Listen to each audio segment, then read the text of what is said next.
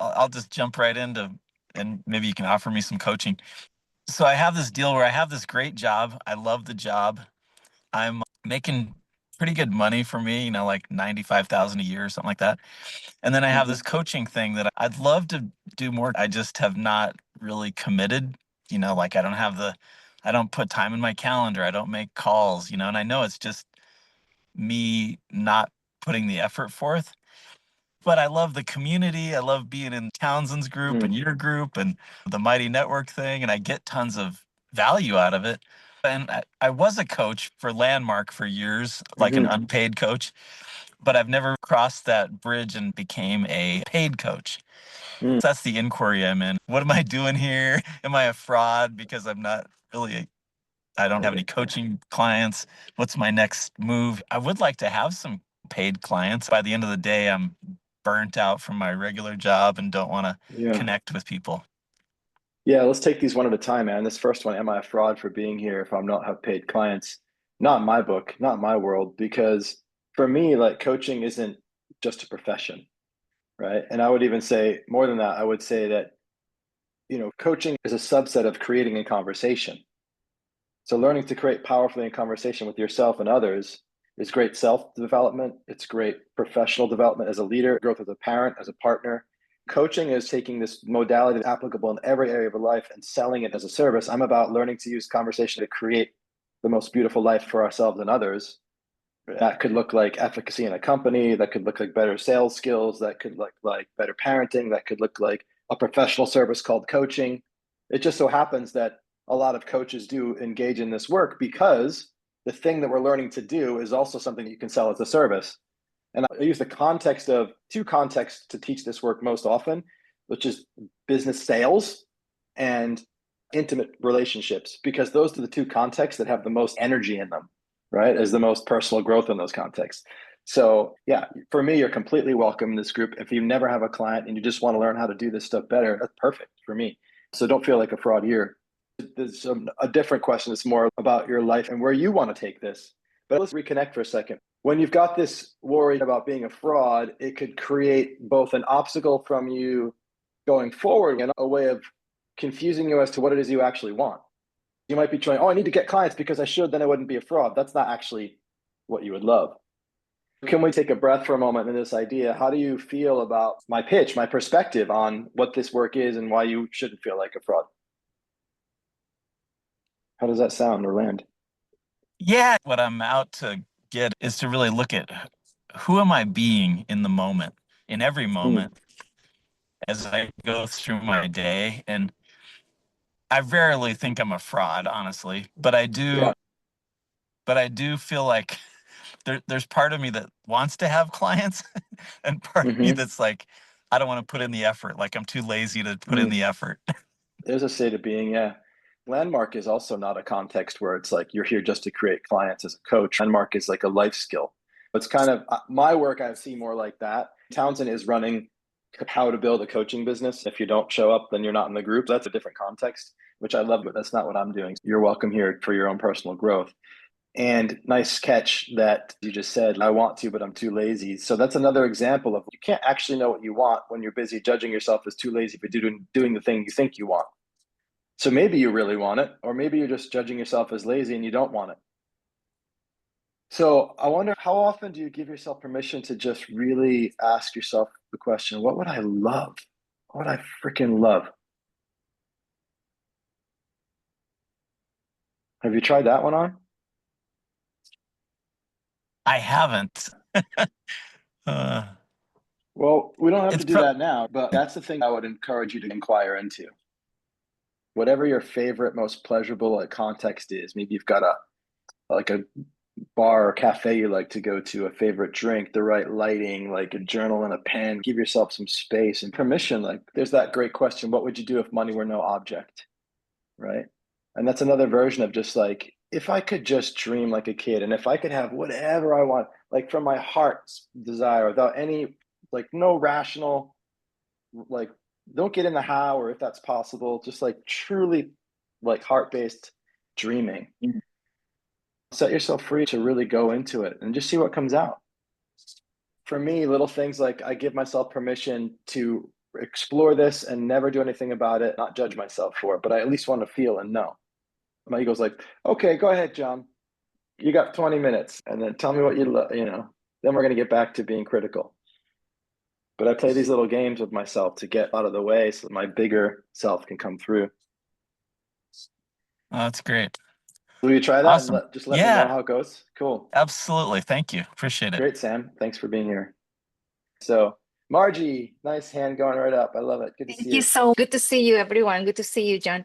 John, when you said, have you asked that question, what would I love to create? What would I love to Mm-hmm. freaking love? So when you do that question, you do breathing exercises to get the answer Mm-hmm. Sometimes. sometimes, or Well, sometimes I need to breathe to clear my body to connect with my heart. I don't need to do a breath practice to check in with my heart every single time. But if I'm too in my head, I might do a breath yeah. practice to get out of my head so I can feel my body again. Oh, yeah, I have a body. I'm not just a head. Sometimes it's a breath practice. Sometimes it's just a meditation. Sometimes it's directing my attention with certain questions to think about the things that I already love that I'm grateful for. Right? Like, what do I have? What am I grateful for that starts to presence me to my heart? I start to feel that, oh my gosh, I'm so grateful. I love this. Sometimes it's to think about things that are sad or painful, because that's the heart too. It's not necessarily the same kind of pleasure, but like when my heart, I often say when somebody's thinking about, oh, what should I say to this prospective client? I was like, well, think about them and their life until your heart breaks. And then when your heart breaks for what they're going through, you're going to be like Margie 2 weeks ago when we were talking. You're just going to pour out with all this love for that person. It's just intuitive, unconscious wisdom that's going to come through. These are some different ways to get your heart active and alive and turned on, you know? Mhm. Mhm. Yes, I've been doing the breathing exercise from the Way of Mastery. Oh, I yeah, cool. bought the meditations. I've been doing it at the park. I'm surrounded by nature. And I It's feel like working. I love the feeling of peacefulness and I am more present. I'm working on having more empathy and also authenticity because they both go hand by hand. Mm-hmm. Empathy is me being in listening to other person where they are at and being in their shoes or their world of what's going on. Being authentic is being truthful Mm-hmm. with myself and everything that is happening in myself, Mm. without having like to or to not say it so I can or people can judge me. So I'm open to judgments from now on. Yeah, That great. that, that thing that I didn't really had before. So Mm-hmm. Mm-hmm. thank you so much because you've been bringing that. You're Just welcome. say it how it is. So thank you. And before I'll I do let you it. go, I do want to check in with you on my challenge to you to post some videos in our community. I did yesterday, my first video. I didn't Yeah, see it. I didn't get a notification. I will go find it as soon as we finish the call today. I'm so excited to see yeah. it. And I'm going to work on my second video. I am going to listen to the recording because I wasn't sure about what you said about Netflix to look for Mr. Rogers. Won't you be my neighbor? Uh, would you be my? Now Yeah, that I yeah, got that, I'll work on that today. yeah. But it's been Okay. great. Thank you so much. Love it. Thank you, Margie. All right, I'll see you Thank you. tomorrow. All See you right, bye-bye. tomorrow. Bye. All right, who's next? Chris, that you? It is. Let's do it. Okay. For a whole week now, and it happened again this morning. I've never been one to sit and analyze my dreams, but I keep having these dreams.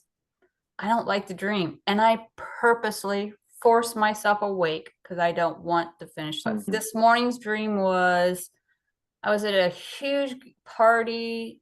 My kids were still young, like maybe 2 and 6. I got so engrossed in the party that I lost my kids. Tornadoes are coming in. I'm trying to find my Mm, children and I'm judging myself because I got so engrossed with enjoying the adult conversations that I forgot to keep an eye on my kids. And I forced myself to wake up because I didn't like how mhm, it felt. And I laid there for a little bit, fell back to sleep, and I continued that dream. And I did that last week. It felt like all night long. I woke myself up like 4 different times and I kept going back in. So I'm sitting there going, this morning I went for my walk and I mhm, was just loving how I posted yesterday. I'm really wanting to be present and make everything that I do meditative.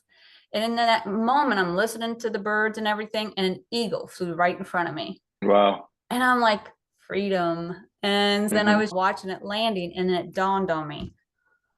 I'm doing that. So my subconscious is showing me how much I'm doing that in my everyday life. Like I'm coming back out, because you even asked, where are we hiding or where are we showing up? And so how many times am I leaning in, and all of a sudden I don't like this discomfort, and I back out. And then I'll lean back in. That's what I'm doing in my dreams. I wake myself up and go back to sleep, wake myself up. And all of a sudden this morning, I have it written down here, true stability lies in embracing both the wobble and the stillness. Without both, one will lose its brilliance. Without both. I'm wanting to, all this stuff just keeps unraveling on. Who do you want to be? Who would you love to be instead? Who do you know you really are that you would love to be being instead in these moments? The one word that comes back to me is aliveness and courageous, like fearless, bold. Okay, so what would that look like? Bold love, courageous love. What would that look like during the dream?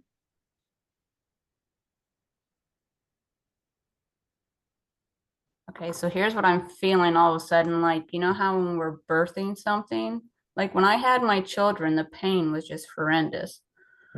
But it's through that birthing, the contractions, that life is given. So all of a sudden, I'm like that loving mother that was able and willing to go through all that, because I knew what was on the other side of that. So if I come from that place of love, then I'm able to endure a lot more pain than if I'm trying to control it. Because that's, could you love yourself that much to allow, like, let's just imagine that your dream is an opportunity for a birth of a new way of being, and that you have to go through the labor and the contractions and all of it of experiencing a story played out in your dream that's painful. And every time you force yourself to wake up, it's like the baby gets pushed back in. And you have to go through the whole thing again the next night. But if you were just to open and let the baby out, then there'd be that new birth. The rebirth.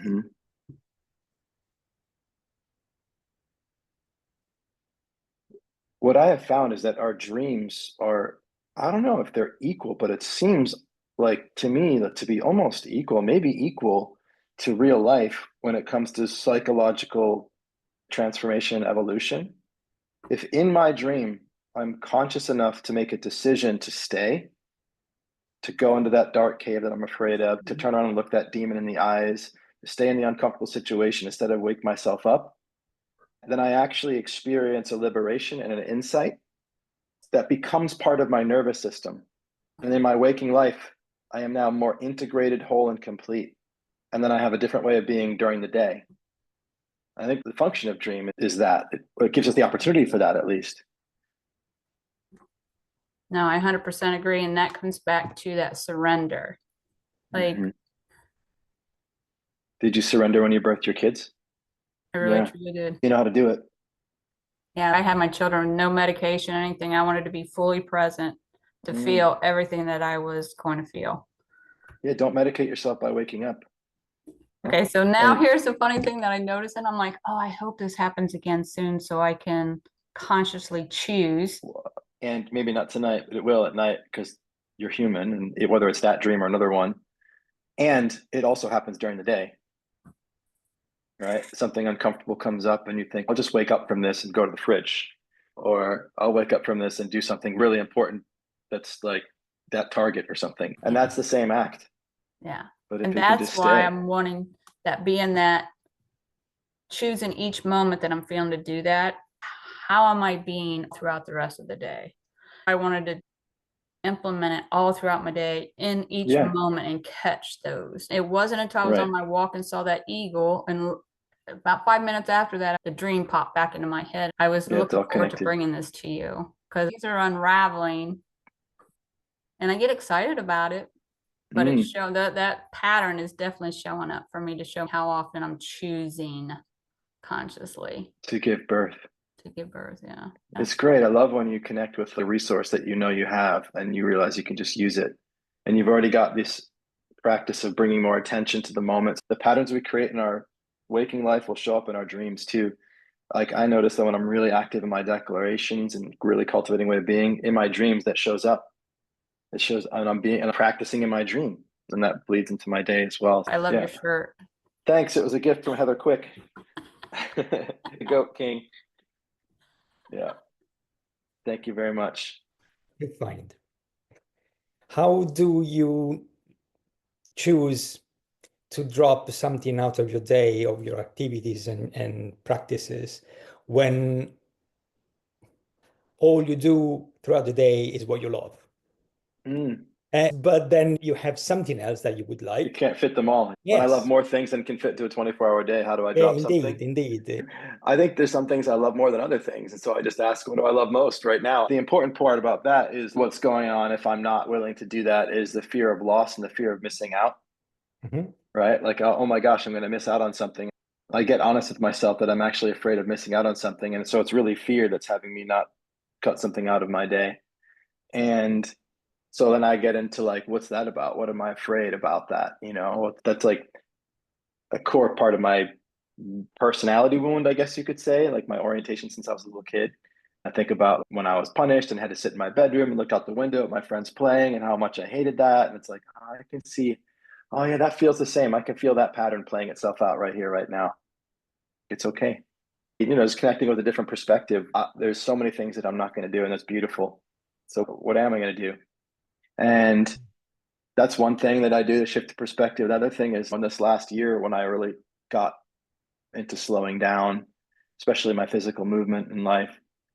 And I realized that through doing less, I experience the same amount if I'm present. The metaphor I've been giving is like I drove the Pacific Coast Highway from, Northwest United States to San Diego many times. And then I cycled it. And I went way slower, but I saw so much more. I did less in the sense of got less done on the time, but I actually got as much, if not more. So if I'm doing 30 things in a day and I feel like I'm going to lose by dropping 29 of them, what if by dropping 29 I gained? This is why I made that little, I think you saw, do less, get more done. You could also say do less, experience more. There's some different ways of thinking about it for myself that have me be willing to cut things out. Does any of that connect for you? Can you feel that? I get it. Alan, I saw you come off mute first. Perfect. Thanks, man. See you. Great to see you, man. Thank you. There's this weird experience I'm having in general right now. So it's like there's a lot going on. I'm moving from California to the East Coast. So just taking care of all the things that need to be packed up. But that's happening in 2 weeks. So right now is about the time where there's a lot of demands socially, like, hey, can we see you before you go? Sure. And all of this feels like I'm on top of it in a way, right? It's like, okay, all the stuff that I need to pack is on schedule, started a long time ago, getting rid of stuff, all good. Working through the scheduling with people, and there's plenty of time to do all the things I want and have space for myself. So that all feels good. But there's also this experience and in work that feels like I just tried not to make moving an obstacle. It's like, well, how can I create while this is happening? So I've got 2 proposals this week. All this stuff feels good, but still internally, I feel like I'm not doing enough. I'm not sure. It's a strange experience, and I'd love some help understanding what that's about. Are you used to feeling like you're doing enough when you're overwhelmed? I just wanted to check in. I feel like it's actually been quite a while since I've felt overwhelmed. How long has it been since you felt that you were doing enough?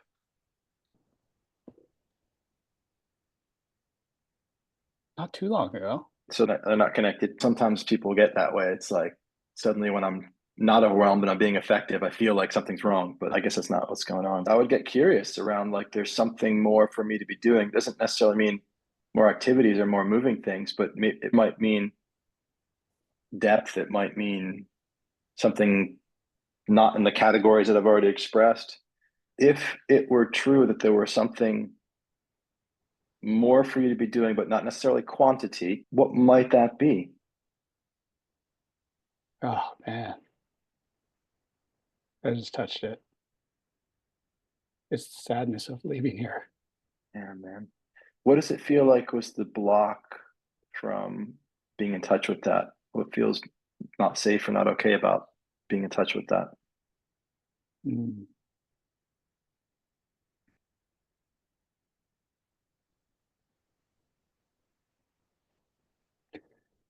I think the first thing that comes up is the worry of having to start over in some ways. There's an excitement about that, but there's underneath that is also the old questions of, am I really going to fit in? Am I just going to be an outsider?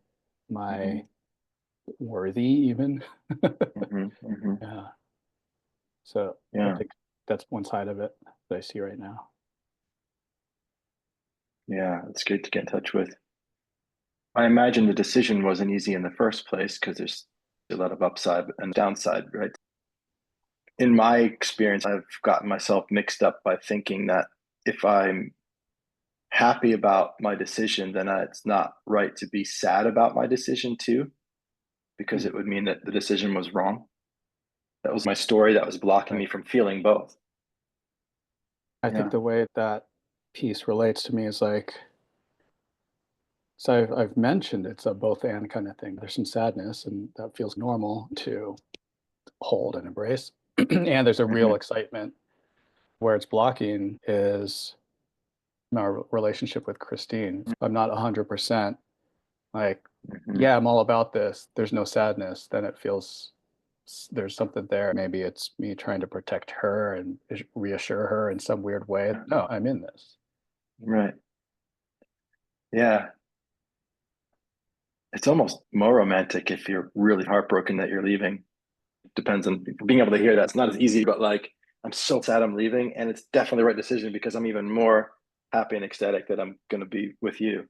I just noticed you said there's some sadness. That felt like a lie.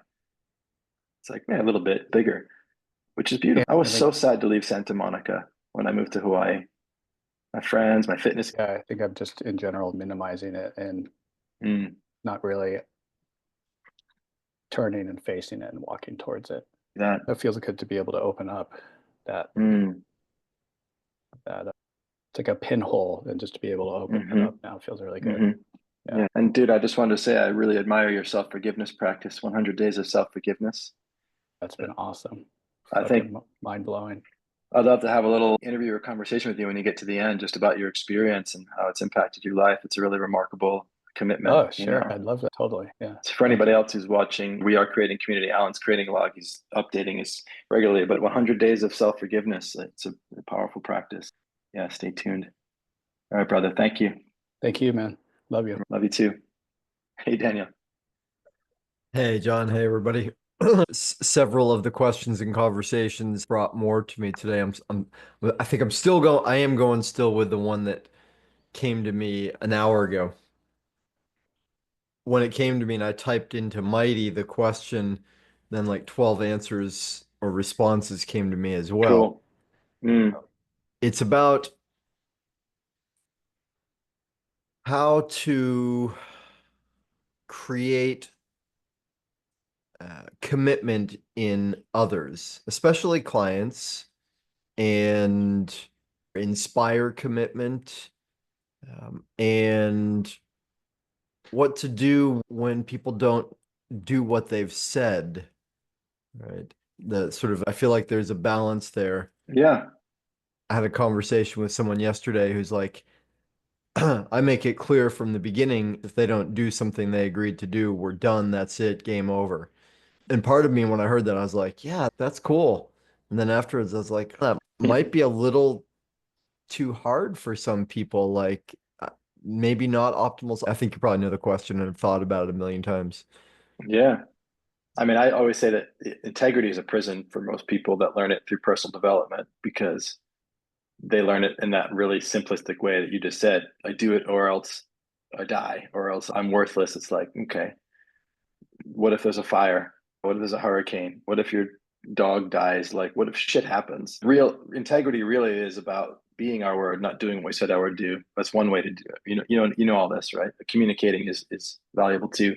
And a person could use the idea that I can be in integrity as long as I communicate and clean up as a way of advocating their power to take action too. So there's nuance to it. Let's go back to the original question, which is about how do you create commitment in a client or another person, right? I guess you shared that story because one way is to just tell them you're either committed by doing what you said you're going to do or not. And so I just filter for people who do what they said they're going to do and also didn't have any fires or hurricanes or people dying around them.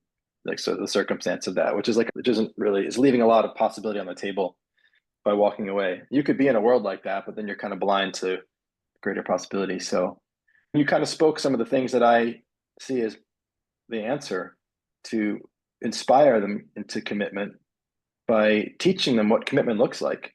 This is why I've used this many times. You've heard me say this, but I'll say it again. This is why I shared in my video about my mentor, Steve, why I bought new underwear every time I had a coaching session. It's a metaphor for the expression of commitment, even in the places that nobody sees. Everything that I can do to have me be the most committed possible. So I share that with people just to give them an idea about what commitment looks like. I was talking with my dad about a family member of ours, a distant relative who's just in a tough spot, not making anything work in his life. I was just talking about what was the context that this guy grew up in that had him see himself in the world that way, that just like, no matter what, it's like, just get knocked down and don't get back up. It's like everything is a defeat. My dad's attitude was like, oh, you had plenty of chances. And I was like, yeah, maybe, Dad, but if he'd grown up with you as a father, he'd be a different person. Oh, yeah, I guess. So I get that people have choice and will, but the circumstance they grow up in creates what they can see and what they have access to as far as a choice. And not everybody has had the experience that has given them the idea that I could buy new underwear before my coaching sessions. And so that's like a metaphor for like, there's a whole fucking shitload of ways of being that are commitment that people might just not know about. And so if you start sharing with them what commitment looks like, your commitment to service, how I show up for a Q&A with my coach and every single person, I give them the chance to go before me. How my coach does a circle at Maui, I get there early every day and I set the fire up for everybody. I stay to the end and make sure it's out. Those are two things that I know of you, but you could talk for an hour about the ways that you're committed. And people would be like, fucking hell, I never thought about that. Suddenly you give them a path, you give them a way to do commitment. They don't know how to live. I didn't know what it was like to practice and study really fucking hard till I got to university. Neither of my parents went to college. I made it into college. I was smart enough without really trying that hard to get in. But once I got into quantum physics and my teacher sucked, I was like, how am I going to learn this? So I just looked around. I was like, oh, there's people just in the library all day. Huh. I guess they're studying. I learned through looking at other people and they give me choices. So that's a big part of my answer. Teach people how to be committed. Give them something to aspire to. Help them understand it. That's the first big category. And the other one would be like, be committed to them. If they're not educated on what commitment looks like, you're going to have to point it out. Be explicit with them, how you're committed to them, what you do to prepare for the conversation, what you do in the morning that you have a session with them, what you do right before the call, how you show up for the call. When I tell people like, I've got a really nice camera, I get a nice microphone because I want to make sure that you can hear me and see me powerfully, I'm sharing my commitment to them. I'm being explicit because not everybody gets the gift that I'm giving. They could miss it. And so I'm making sure that people don't miss the gifts that I'm giving them, or else they're not going to be receiving them, at least not in a way that's inspiring a higher level of commitment in them through reciprocation. All right. So there's both teaching them what commitment looks like and making sure that they get the commitment that's coming towards them so they can receive it and have the desire to reciprocate in that, creating that committed relationship. That makes sense? Totally. Yeah, that was deep and three powerful parts to it. Everything makes sense. And certainly, like me living commitment is one of the primary ways, right? Modeling it, being it. But then again, and we've spoken about this before, expressing it, showing them explicitly, explaining it. It's not obvious to me. When you said the piece about explaining the camera or the microphone and showing that, I had this flash of an old belief, a gift shouldn't be explained, right? That it's a bigger gift to find. But I see that that's a lower service now. So that was cool. Especially in the context of this work that we do. We're teaching people how to be in the world, right? A way to be in the world that's more effective. If I'm going to be effective and hope that all of that effectiveness comes through implicitly, what I'm actually doing in that moment is I'm afraid of you thinking that I think that I'm ego, like great or narcissistic. Mm-hmm. If I were to tell you about who I'm being, that's useful for you. Being able to see the way that I'm being is just something that a body is being that could be useful for you too, instead of being like, I'm John Morgan, the guy that wears new underwear to his coaching sessions. You want to be like me because I'm special. It's like, no, that's not it. It's just some fucking thing that this body that's called John Patrick Morgan is doing that fucking creates something. So it's not personal. So when I'm explaining to a person who I be for them and what I do for them, I'm having an impersonal relationship to that behavior and to that pattern. And I can talk about who I'm being for them. I'm giving them something that they could do too. And that's it. So that's what opens it up to make it more available for me to articulate that and explain that to people. Explain who I'm being for them. It's not a pat on the back. It's not an ego boost. It's actually a very ego detached experience. It's a very humble experience for me when I'm speaking like that. Great question, man. Thank you. Yeah, you're welcome. Oh, Caroline, you're back. How could I help? What's the question you have? Well, I'm a bit of a weird place because I'm actually feeling quite happy and good, maybe better than I've felt in a long time. And yeah, that's a good thing. I'm usually quite a happy person, but I had a horrible year and relationships are all going fine. But at the same time, there's still some obstacles and problems more in the family. My husband's still without a job and he struggles with it mentally. I can see that for him, it's really difficult to think, who am I without this career? He took care financially for his mom, so that's also now wearing on us. So we're thinking of other things, how to solve that. I feel a bit weird being happy, but still have those problems and not 100% sure how to solve all these. I'm trying to have my coaching business.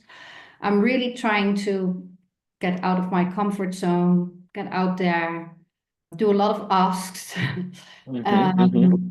have lots of conversations, getting out there, thinking, what else can I do? I know I'm planting seeds, but obviously I would love to have it all go faster.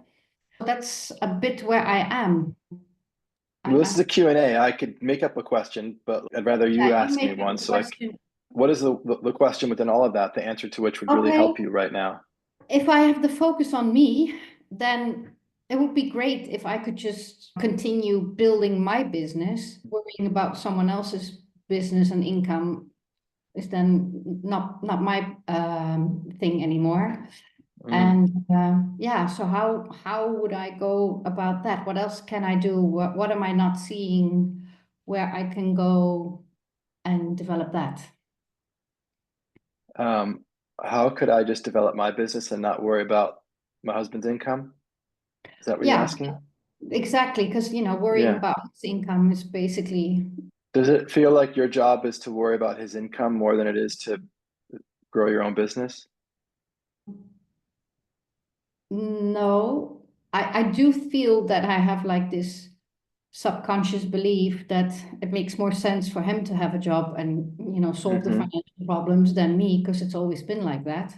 I want to step away from that, like consciously, and I want him to worry about his job and his finances, although they're both our finances. Well, I mean, it's one big part.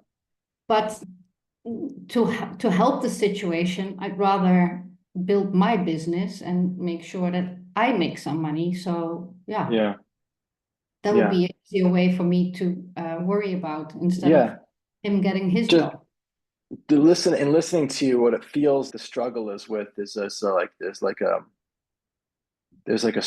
a split. Like it's, if I do this, then that's what I want and good for me, but maybe it's not supportive of him, or like it feels like there's a bit of a conflict between the two. Like they're not really. You said, well, it is both. It's all one pot, one shared money, but like, so there's like the intellectual understanding that it's one, and there's like the feeling of them being separate. Um, That's what I'm experiencing from you. What do you experience? well, I can understand you feel like a split, but the split is more like I do feel very responsible for his well-being. I think that's one of my weak spots, like codependent kind of acting. So maybe that's what you're sensing, because I do really feel it's one big pot, and I don't, you know, in positive and negative way, it's always been, you know, what he has is mine and what I have is his. So Lovely. that's, you know, it's been like that for 35 years. So I don't, there's no such feeling there, but I do, Okay, good. I feel very codependent for his well-being, which I, yeah. Yes. So, yeah, so that would stop you from going and focusing on your business because you need to make sure that he's okay, in kind of in simple Yeah. terms. Yeah. Yes. Yeah. So how do you move from codependency to interdependency, which is kind of what your sounds like your aspiration is to like to do your own thing, but also have it financially contribute to the whole, to the one bank account, whatever. So how do you go from codependency of, oh, I have to be there for him to make sure he's okay emotionally, to I'm doing this thing and that is for us?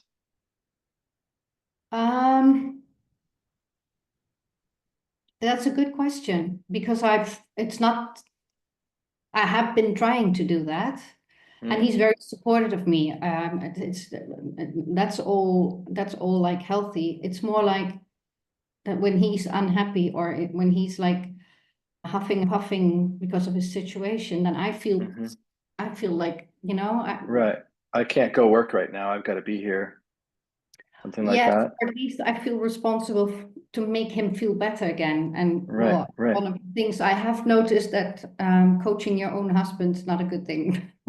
No, definitely not without permission too. Yeah. Um, uh, you know, for just as a general structure to move from codependency to interdependency, you got to go through independence. So independence, right? Like you could think of 4 stages as dependent, codependent, independent, interdependent. You know, like think about it that way. And so what does that mean? What does independence mean? It means like, well, I allow him to have his feelings and me to have my feelings. I don't need to save him. I don't need to do anything. So you have to get into, I don't need to help him before you can help him from a place of not needing to. Right. Meaning you need to be like, you're okay by yourself and on your own. I'm going to do my thing in the business, and that's going to give me the power to make the money to help to provide relief for you in a way that's going to be even more useful. And even the money part aside, I don't need to save you. You're going to be fine. I'm going to go out with the kids, and when I come back, I'm going to hold you. But like, not because I need to, but because that's when I've got the time, and that's what's going to contribute to the family the most, like the whole picture. Because codependency doesn't actually contribute to the whole in the most beautiful way, right? Because it just kind of keeps the struggle balanced. Because then then he's going to need to help you out, help you feel better because you're not doing your thing. You know, you have this career you want to build and you're not doing it. Now you feel down because you were taking care of him, and then just kind of slops back and forth. Yeah. Obviously, I can relate. Like I know how this works from my own experience, so I can speak to it from that. Yeah.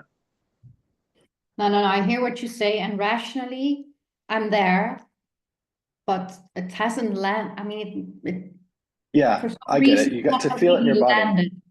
Yes, my So body just tensed the when I. first step is understanding it, but then it's a practice. Like then Yeah. you gotta practice really letting go. So somewhere in the curriculum, I can find it if you haven't seen it yet, but there's this there's a lesson around like liberation, and I have this practice. I do not need, I do not need to help my husband. That kind of practice where you just like, for me, it's a journaling practice or a mantra, and I'm speaking or I'm writing these statements that seem like the opposite of what my body thinks is true.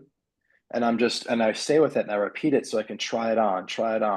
I do not need to save my husband. I do not need to save my husband, or whatever, like whatever this, you have to first start with like, what is the story that I'm telling myself that's making me feel like I've got to go be there for him? Maybe it's like I have to be there for him. So then the story would be, I do not have to be there for him. I do not have to be. It's like, that's the opposite. But it's like you try that on, you breathe it, you practice it, you see it. And then what happens for me when I can continue to try on the opposite is that like I start to have this experience of like, oh, I can see truth in that story. And I really start to feel that freedom of that. But it's a practice, you know? It's kind of like Byron Katie talks about her thing, like the turnarounds. Have you ever done the work of Byron Katie? Yeah, it's Yes. like a meditation practice. She does all these different ways of looking at it just so that you're doing it over and over again. So you start to like really get into it. And it's like you can say something intellectually. You could say like, "Oh yeah, I don't need to help my husband," and that can go right in and out. Like you don't feel that in your body. You're like rationally yes, but there's nothing different here. Yeah, that's what's going on at the moment. Yes, got to slow down and really, I would say 2 steps. Write down all the stories that you can think that you tell yourself, like the little statements that are part of this compulsion to go and be there for him. He needs me, he needs me to listen. It's like I'm a good partner, whatever the stories are. And then create a list of the opposite and try speaking them and writing them and just with a curiosity. Like, I'm just going to try this on and see how it looks. I'll try it on, look in the mirror and just feel into it. Yeah, that sounds like a good idea. I think I Yeah. did see one of the videos that you spoke about maybe a few months They're ago, not but needing. I'll Yeah. rewatch. Yeah. Revisit it and really do this. Start with the excavation of the stories and then the inversion and then really trying them on to get into it. And I use that. I say have the intention of going into it with a curiosity, because if you go into it with the intention of I'm going to knock out this other belief by saying these other things that I don't feel are true, it creates conflict. But if you Yes. go in with like, oh, what might I feel if I just try this stuff on? It starts to open it up a little bit. Yeah, I can see that. Awesome. All Thank right. Yeah. you. Let me know how it goes. Thank you, Caroline. Yeah, All thanks. right. We'll see you tomorrow. See you tomorrow. All righty. I think that's everybody, right? Cool. Love it, guys. Thanks for being here.